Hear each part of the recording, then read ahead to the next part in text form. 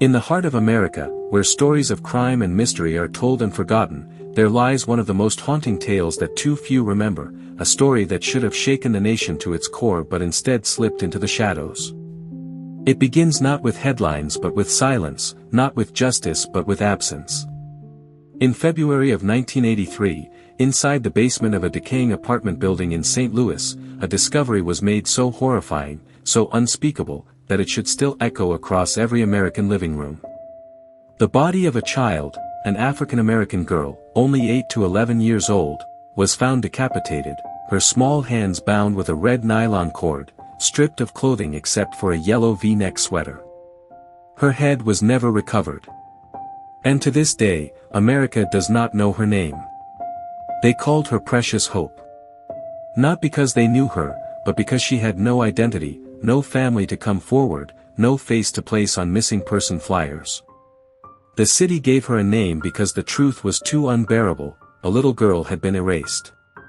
Erased not only by the killer who took her life but by a system, a press, a country that moved on too quickly, leaving her case unsolved, her story unfinished. Imagine this: if it had been your daughter, your sister, your niece, would silence have been allowed to fall so easily? The hook of this story is its incompleteness, the brutal cliffhanger of reality. Detectives who first entered that crumbling building never forgot what they saw. A child's body without a head. Rope cutting into wrists too small to fight back. No shoes, no socks, no pants, just the sweater, as if meant to mock innocence. And then the questions, endless, unrelenting: who was she? Where was she from? How could a little girl vanish without anyone screaming her name? And who was capable of doing this, carrying her body into an abandoned basement, severing her head, hiding it so completely it has never been found? The case should have seized America. But this was St. Louis in the early 1980s, a city fractured by poverty, by segregation, by the growing chasm of race and neglect. Precious Hope was a black child.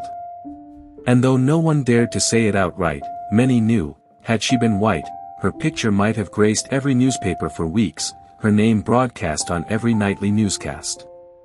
But instead, she was relegated to whispers, to the back pages, a passing story in a city where too many black children already lived invisible lives. Silence was the second weapon used against her.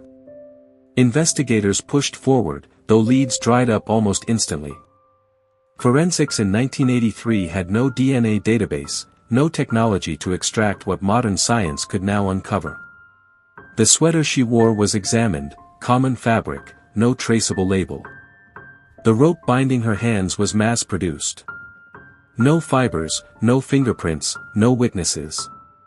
The building where she was found had been abandoned long before, the kind of place children were warned never to go. Yet somehow, she had ended up there, and what happened in that dark basement is something only the killer knows.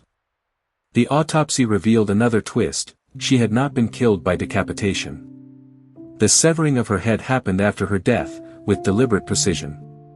The true cause of death was strangulation. Whoever took her life wanted to erase her face, erase recognition, erase the possibility of ever piecing together who she was. The head was not simply missing, it was stolen, hidden, perhaps destroyed. And so the city was left with only a body, only questions.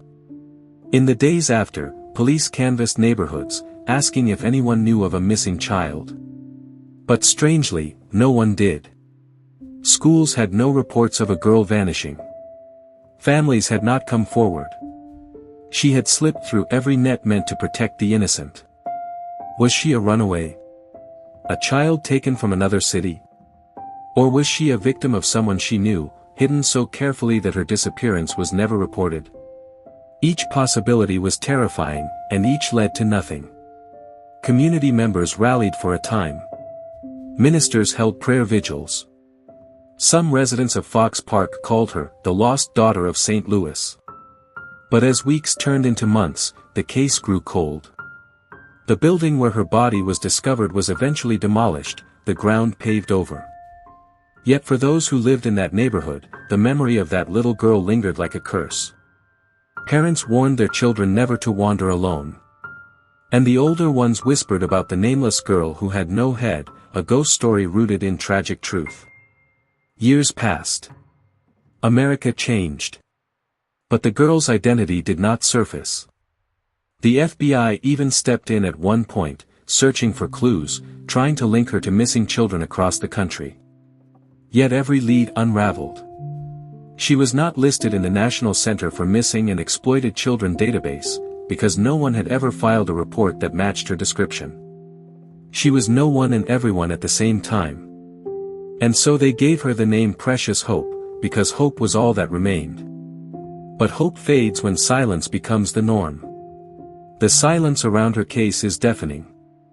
If she had been discovered today, in 2025, think of the coverage.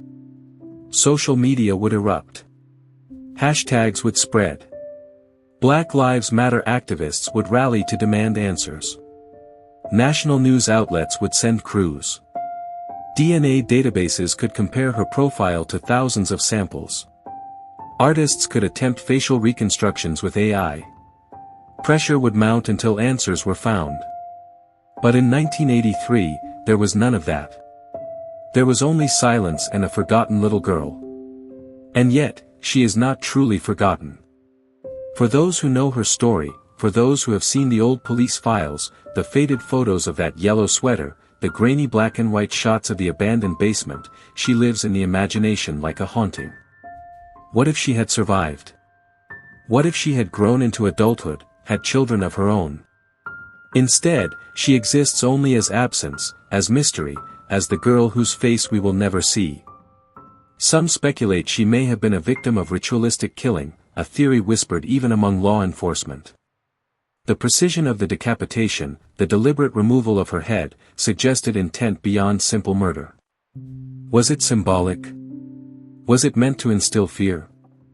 Others believe she was trafficked, brought from another place, discarded when she became inconvenient. There is no proof, only speculation. And speculation is all that remains when justice is denied. The racial undertones cannot be ignored.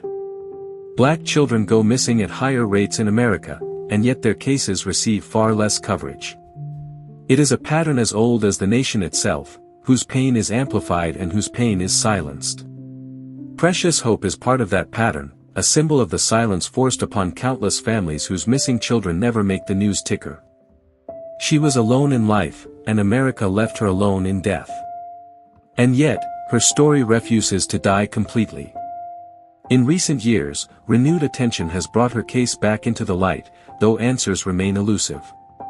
Cold case detectives still hold her file, still wait for a DNA match that could one day unlock her identity. Technology gives a sliver of hope. But as every year passes, the chances grow slimmer. The child in the yellow sweater becomes more a legend, less a person, until she is a cautionary tale told on nights when we dare to remember.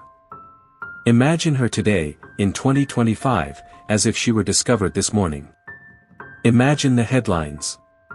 Imagine the protests outside City Hall. Imagine the hashtags, the viral posts, the podcasts, the documentaries. She would not be forgotten.